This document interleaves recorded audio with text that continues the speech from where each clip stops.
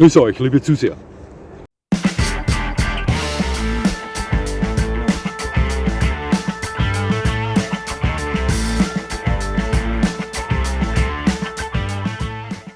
Nochmal herzlichst willkommen, liebe Zuseher, hier auf meinem Kanal. Ich freue mich sehr, dass Sie da sind.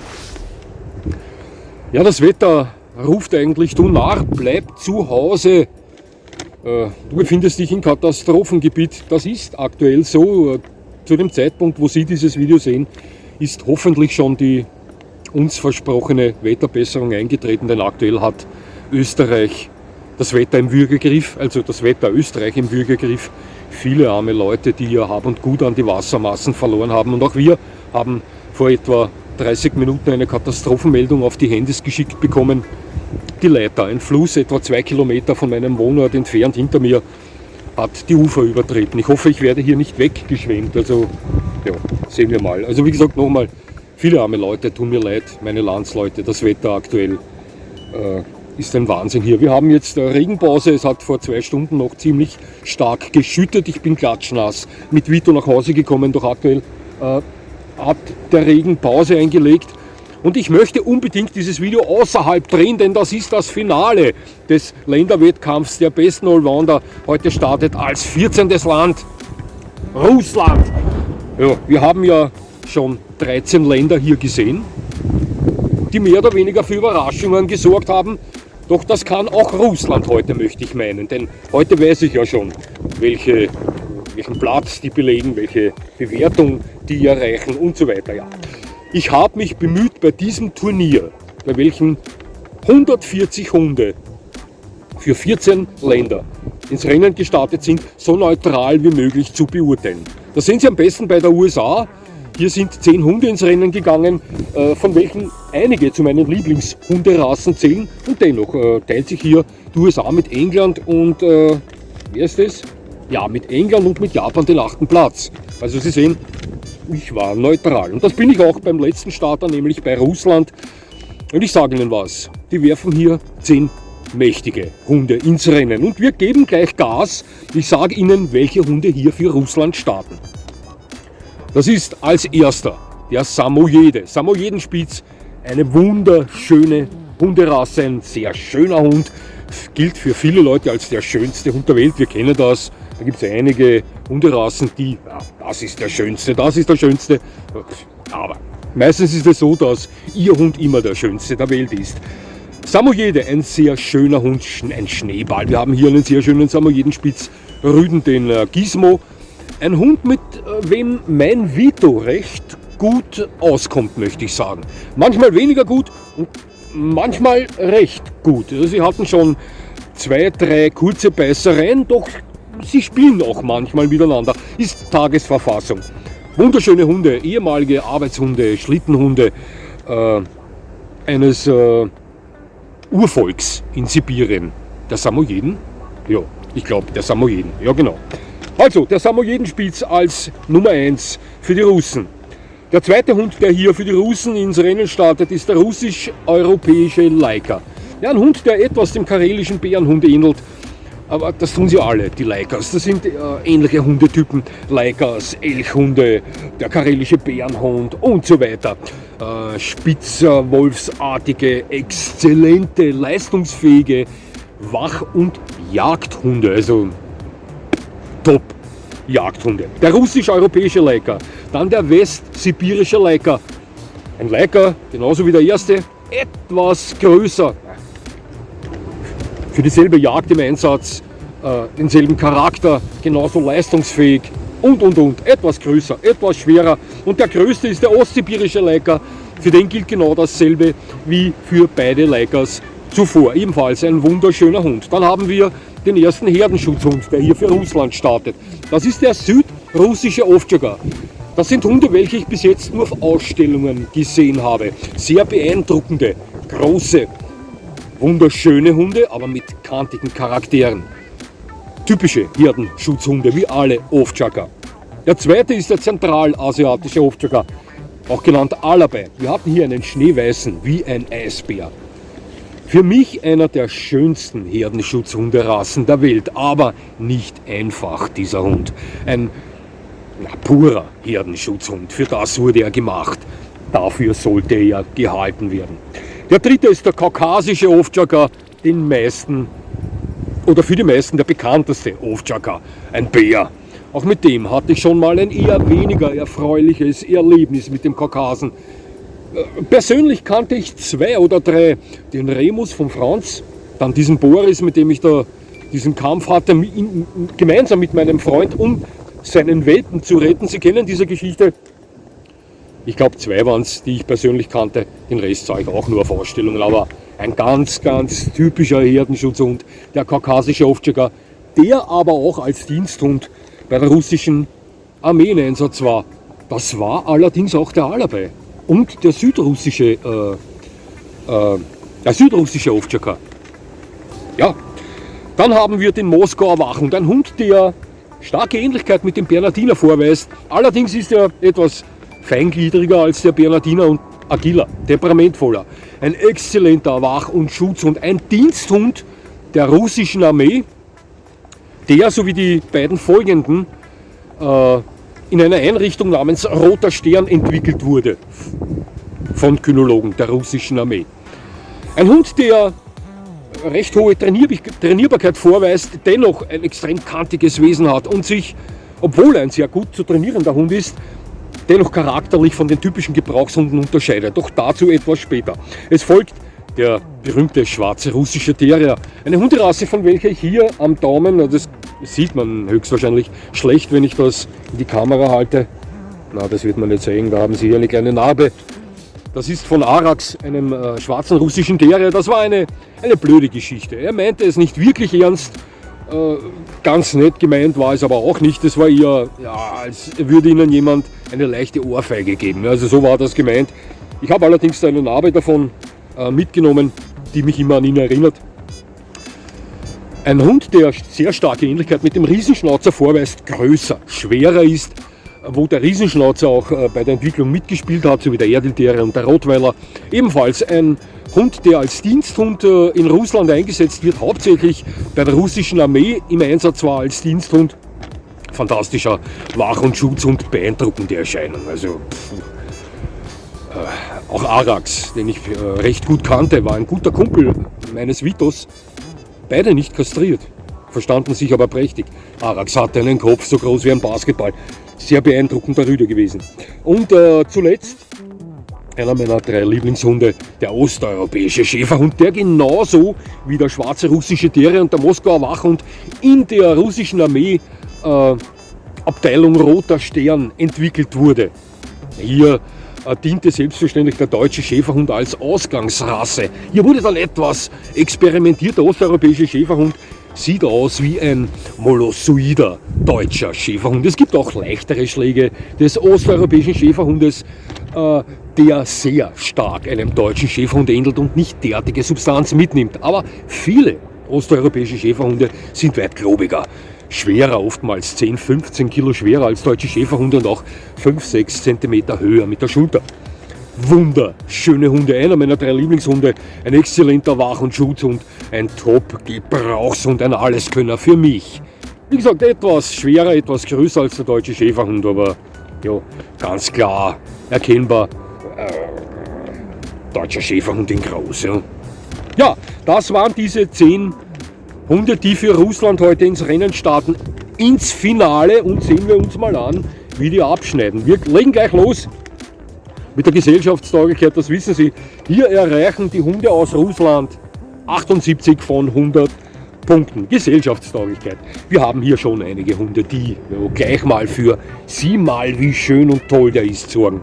Das ist der Samojede. Davon bin ich überzeugt, wenn Sie mit einem Samojeden irgendwo erscheinen, sind Sie ein Superstar. Das sind wunderschöne Hunde. Fährt die Eisenbahn drüber.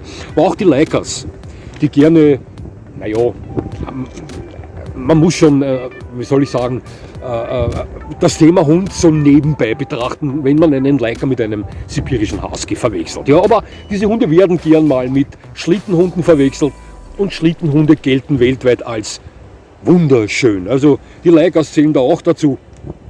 Das kann Ihnen auch mit dem osteuropäischen Schäferhund geschehen, weil Schäferhunde, also Hunde, die dem deutschen Schäferhund ähneln, generell eher gern gesehene Hunde sind. Dann wird es aber schon knapp. Denn egal, ob das ist ein südrussischer Ovtjager, ein zentralasiatischer Ovtjager, kaukasischer Ovtjager, das sind Hunde, die sind gleich mal als Herdenschutzhunde zu erkennen.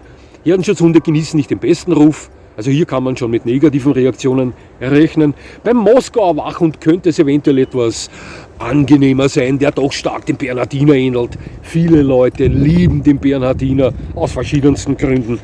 Und der schwarze russische Terrier kann aufgrund seiner Farbe, der Hund ist immer schwarz, anders als der Riesenschnauzer, den es auch in Salz und Pfeffer gibt.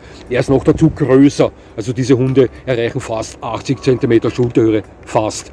Und werden recht schwer, wuchtig, etwas zotteliges Fell, also die können schon für derartige Reaktionen sorgen. Aber dennoch, 78 von 100 Punkten für die Hunde aus Russland bei der Gesellschaftstauglichkeit. Die Trainierbarkeit, die ist nicht schlecht. Allerdings ist sie nicht ganz so toll wie die Trainierbarkeit zum Beispiel der deutschen Hunde, die hier klar das Feld anführen bei der Trainierbarkeit.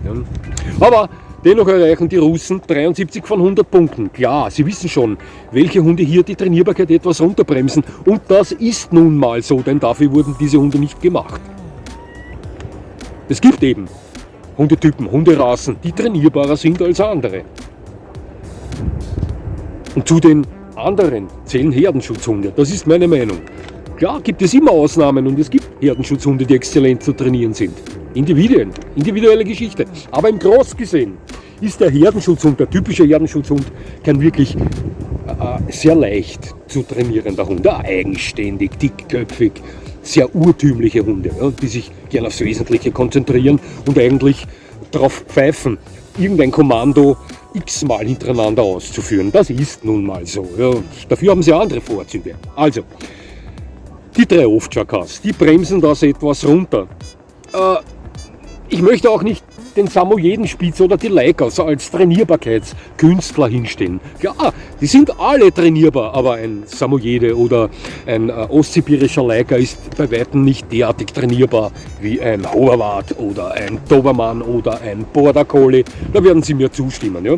Doch der Moskauer Wachhund, der schwarze russische Terrier und der osteuropäische Schäferhund, das sind Hunde, die sind auf Wachtrieb, Schutztrieb, auf Trainierbarkeit forciert worden. Ja? Also mit denen kann man in ähnlicher Art und Weise arbeiten wie mit den typischen Gebrauchshunden auch. Deswegen 73 von 100 Punkten bei der Trainierbarkeit für die Hunde aus Russland. Die Führigkeit, 71 von 100 Punkten. Wir haben hier natürlich führigere Hunde dabei und dann einige Hunde dabei, die weniger leicht zu führen sind. Zu den führigeren zählen hier auf jeden Fall der Samojede. Klar, hat gewisse Schlittenhunde-Eigenschaften. Auch die Hunde haben nicht einen derartigen Will to Please, weisen eine derartige leichte Führigkeit vor wie der typische Golden Retriever.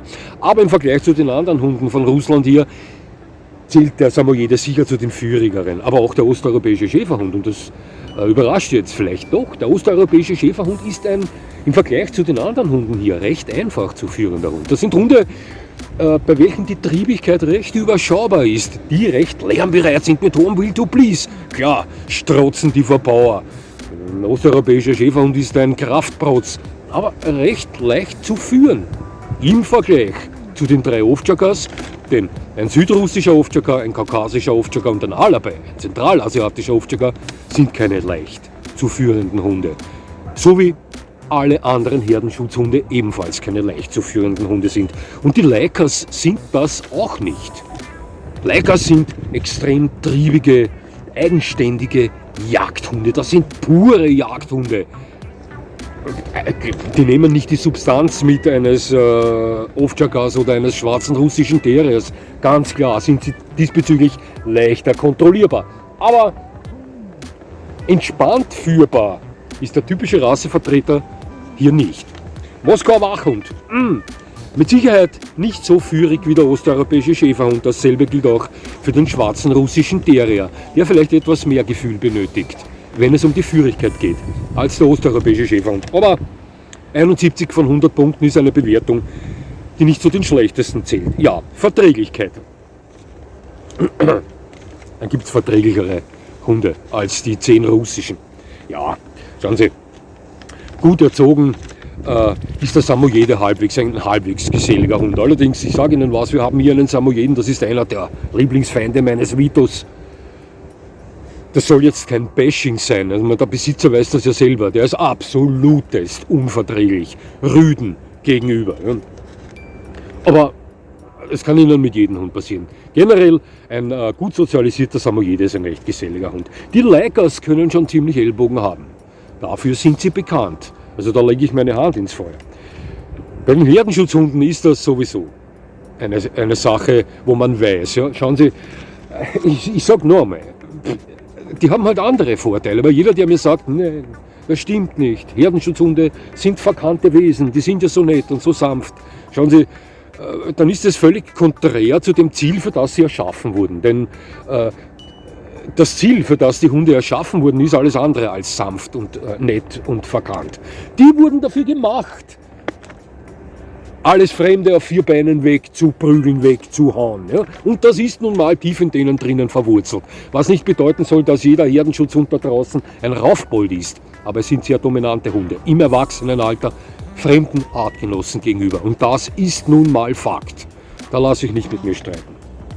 Moskauer Wachhund, schwarzer russischer Terrier, aber auch osteuropäischer Schäferhund.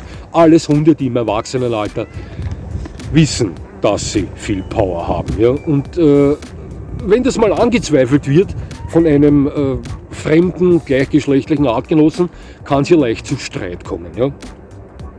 56 von 100 Punkten bei der Verträglichkeit für die Hunde aus Russland. Leistungsfähiger, es ist recht hoch, die Leistungsfähigkeit. 80 von 100 Punkten.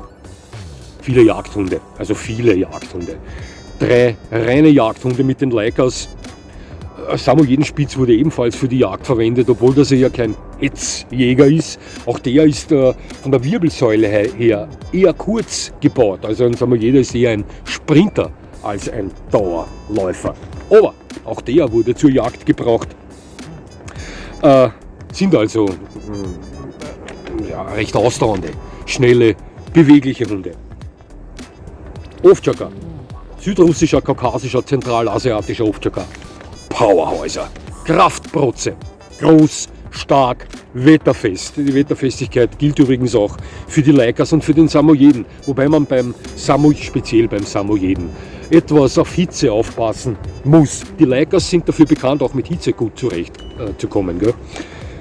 Die Ovtschaka, ebenfalls wetterfest und kraftstrotzend. Allerdings, wie bei allen Herdenschutzhunden, nicht unbedingt Dauerläufer, explosive Hunde, wahnsinnig bewegliche Hunde, klar, können die das auch alle. Aber im Vergleich zu den Leicas zum Beispiel, wenn es zur allgemeinen Leistungsfähigkeit kommt, müssen die hier zurückstecken. Moskauer Wachhund, stark, schnell, beweglich, aber nicht am Ende der Nahrungskette. Verstehen Sie, was ich meine? Doch, das ist ein reiner Diensthund. Also der muss das schon mitbringen. Aber es gibt hier, wie soll ich sagen, Hunde, die mehr glänzen können. Dennoch keine schlechte Bewertung für den Moskauer Wachhund meinerseits gewesen. Schwarzer russischer Terrier, ähnlich wie der Riesenschnauzer, vielleicht etwas behäbiger, dafür stärker. Aber auch der ist schnell. Schwarze russische Terrier ist beweglich, schwarze russische Terrier ist explosiv, wetterfest und hat wahnsinnig viel Kraft. Also der glänzt da schon etwas mehr, meiner Meinung nach. Und das tut auch der osteuropäische Schäferhund, der diesbezüglich sehr gut mit dem deutschen Schäferhund zu vergleichen ist, allerdings vielleicht ein klein weniger explosiv ist. Ja, Endgeschwindigkeit wird es selber erreichen, ja. Aber er braucht etwas länger bis dorthin. Ja. Vielleicht nicht ganz so beweglich ist wie der deutsche Schäferhund, aber das ist alles seiner Substanz zu verdanken. Also wenn Sie einen kapitalen osteuropäischen Schäferhund vor sich stehen haben, der über 60 Kilo schwer ist, dann ist das zu verstehen, ja, im Vergleich zu einem kapitalen deutschen Schäferhund mit 45 Kilo. Ja. Aber dennoch, sehr leistungsfähige Hunde. 80 von 100 Punkten bei der Leistungsfähigkeit. Kategorie Wachhund. Und hier sind sie von keinem Team, das bis jetzt hier mitgekämpft hat, zu schlagen in diesem Bewerb. Denn hier erreichen die Hunde aus Russland 96 von 100 Punkten. Die haben sie keinen einzigen schwachen Wachhund dabei. Vom Samoyeden angefangen bis zum osteuropäischen Schäferhund sind das hier alles exzellente Wachhunde. Alles exzellente Wachhunde. Sie haben 3 Ovtcharka dabei. Das sind 3 Herdenschutzhunde, das sind die besten Wachhunde der Welt. Sie haben den Moskauer Wachhund dabei. Der Name spricht für sich. Den schwarzen russischen Terrier, ein exzellenter Wachhund. Den osteuropäischen Schäferhund, der hier auf einem Level fährt wie der deutsche Schäferhund. Ja, und die Leica, die dafür bekannt sind, sehr meldefreudig, sehr aufmerksam zu sein. Exzellente Wachhunde. Wieso haben die dann keine 100 Punkte erreicht? Nun, weil die Leicas und der Samoyede, wenn sie draußen allein am Grundstück anwesend sind, nicht derartig bedrohliche Optik zeigen wie der Rest der Hunde. Ja, und auch das gehört zu den Wachhunde-Eigenschaften dazu. Die optische Abschreckung. Deswegen 96 von 100 Punkten bei der Eigenschaft Wachhund. Und das ist wirklich bärenstark. Vorletzte Kategorie. Eigenschaft Schutzhund. 75 von 100 Punkten für die Hunde aus Russland. Jo. Die 3 Leica und die 3 Ovtcharka bremsen das runter. Auch der Samoyede ein wenig. Wobei ich den Samoyeden mehr Schutzhunde-Eigenschaften zusprechen würde, als ich es den Leicas tue. Leicas sind keine guten Schutzhunde. Es mag Ausnahmen geben. Der typische Leica ist ein exzellenter Wachhund, aber eher kein guter Schutzhund. Samoyeden, ja, wenn Sie in die Richtung mit einem Samoyedenspitz arbeiten, kann das ein passabler Schutzhund werden. Die 3 Ovtcharka, das ist eine Gewalt. Wenn es zum Schutz kommt, also wenn es dazu kommt, dass sich einer dieser 3 Ovtcharka, egal welcher, beschützen möchte, dann wird er das effektiv tun. Ich habe das schon öfter erwähnt, ich erwähne das nochmal, aber holen Sie einen Ovtcharka, einen Herdenschutzhund, einen echten, und purere Herdenschutzhunde als Ovtcharka gibt es nicht. Holen Sie den mal von diesem Vorhaben wieder raus. Klar sind die höchst effektiv, aber zu einem perfekten Schutzhund gehört auch eine perfekte Kontrolle, und die ist bei einem echten Herdenschutzhund meiner Meinung nach nicht gegeben. Und dabei bleibt. Moskauer Wachhund allerdings, schwarzer russischer Terrier und osteuropäischer Schäferhund, das sind 3 exzellente Schutzhunde, die nicht nur die Einstellung haben, sie unter allen Umständen beschützen zu wollen, die körperliche Fähigkeit dazu haben, sondern die sind auch kontrollierbar. Das sind Hunde, die in diese Richtung forciert wurden. Die wurden dafür entwickelt. Dementsprechend funktionieren die auch. Also, Eigenschaft Schutzhund, 75 von 100 Punkten für die Hunde aus Russland. So, und jetzt kommen wir zur letzten Eigenschaft, und das ist der Aktivitätenradius, und hier erreichen die russischen Hunde 83 von 100 Punkten. Ja, also bis auf die Herdenschutzhunde sind die Hunde hier überall mit ihnen dabei. Bei den Herdenschutzhunden gilt es, Sie wissen schon, ja, das sind Hunde, die, wenn sie den typischen Rassevertreter darstellen, auch das habe ich schon sehr häufig gesagt, wenn ich von Herdenschutzhunden gesprochen habe, die selten für Unternehmungen zu begeistern sind. Auch da kann es Ausnahmen geben, aber erwachsene Herdenschutzhunde haben häufig einen relativ geringen Spieltrieb. Der ist wieder die Basis für eine Unternehmungslust. Ja, das ist bei Herdenschutzhunden häufig nicht der Fall. Klar, es kann schon geschehen, dass Sie einen Kaukasen oder einen Alabay dazu überreden können, mal dem Ball nachzulaufen, ja, oder mit ihnen am Strick zu ziehen und so weiter, oder auch mit anderen Hunden zu spielen. Aber zumeist ist das immer nur eine ganz kurze Sache. Ja, dann wollen Sie nicht mehr. Deren Welt ist es, irgendetwas zu bewachen. Das ist deren Welt, und das ist nun mal so. Im Groß gesehen ist das so. Ne? Deswegen drückt das auch den Aktivitätenradius. Ist ganz klar, denn beim Aktivitätenradius hebt die Bewertung ein Hund, mit dem ich alles tun kann, der überall Feuer und Flamme ist, also mit Begeisterung dabei ist. Und das sind die Herdenschutzhunderassen nicht. Aber die Leicas, der Samoyede,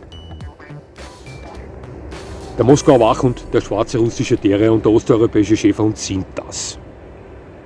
Die sind überall mit ihnen dabei, egal bei welcher Unternehmung. Die können Sie für alles begeistern, im Normalfall. Deswegen 83 von 100 Punkten beim Aktivitätenradius. Liebe Zuseher, wir sind jetzt fertig. Bing. So, lassen wir einmal diese 10 Hunde hier etwas verweilen. Bewundern wir die, sind ja alle 10 wunderschön. So wie die anderen 130 Hunde auch schön sind, die hier mitgestritten haben. Ja, was haben wir jetzt? Russland erreichte bei diesem Wettkampf, und jetzt wird es spannend, können die Deutschland, Belgien, was haben wir noch, die Schweiz vom ersten, zweiten oder dritten Platz verdrängen? Na, 612 von 800 Punkten, das sind 76,5% Allround-Eignung, somit belegt Russland mit Frankreich den 5. Platz und den Sieger dieses Turniers stellt Deutschland dar. So. Und natürlich müssen wir die Sieger hier kurz mal einblenden und ansprechen, denn das haben sie verdient. Den Sieg hätten alle Hunde verdient. Aber hier geht es nun mal um die besten Allrounder. Jedes Land stellt 10 Hunde.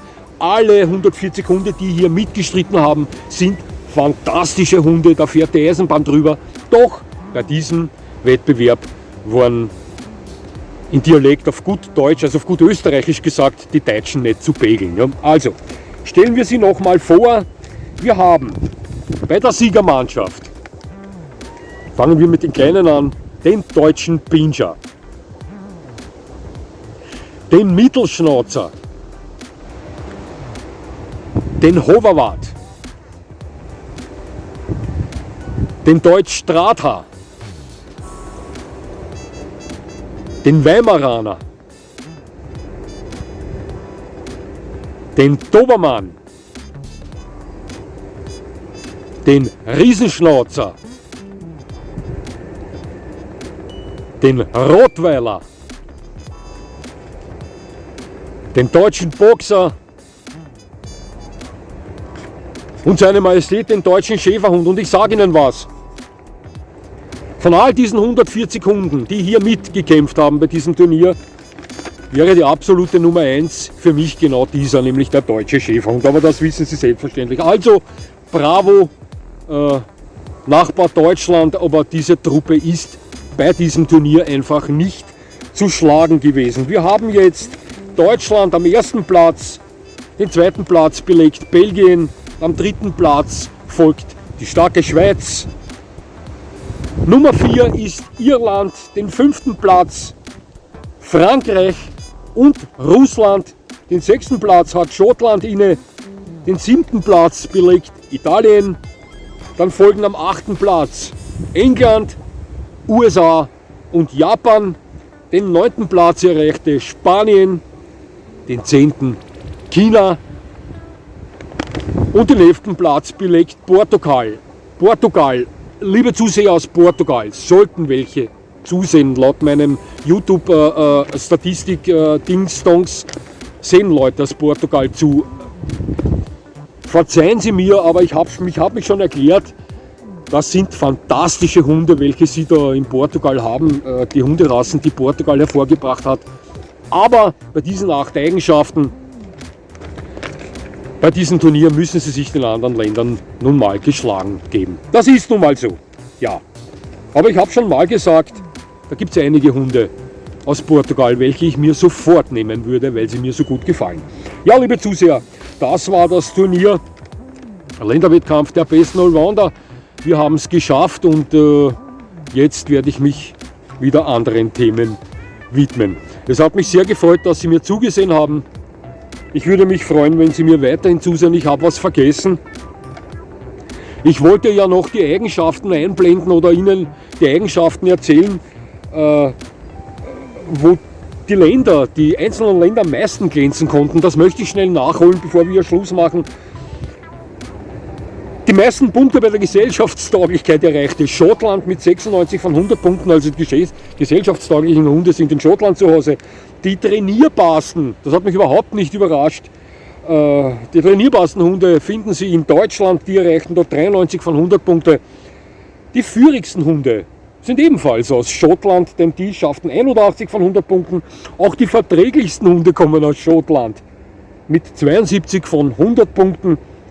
Die Hunde mit der höchsten Leistungsfähigkeit, die finden Sie in der USA.